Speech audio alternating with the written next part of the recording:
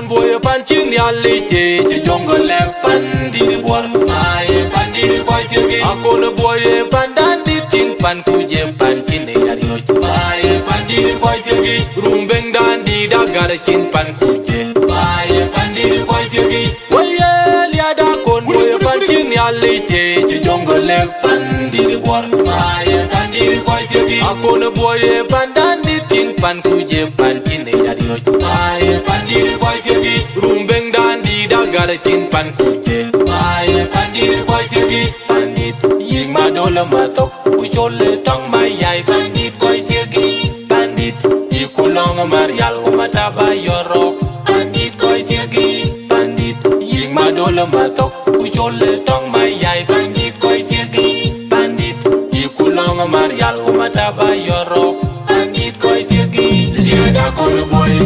e pandi yinga kwere kol kumalwal kuni umama hagir bum ting mugai nyal liada kono boy e pandi yinga chona bang yinga tenyi yak umis kwane linga lego yinga yom turba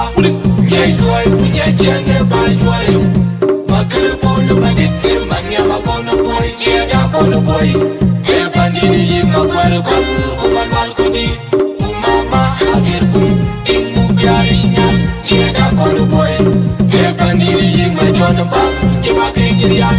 umis kwane linga lego yinga yom turba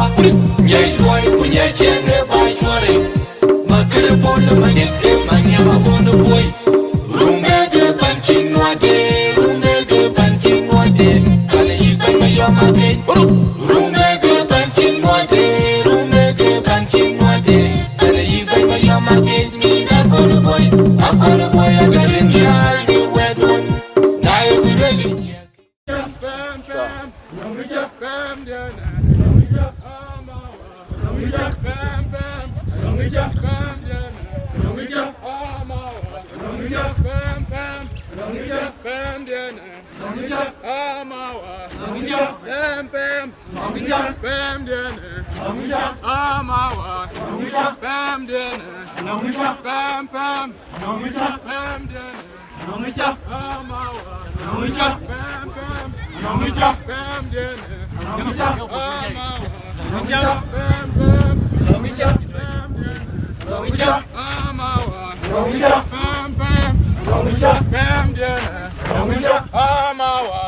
boy e pandi yinga kwere kol kumalwal kuni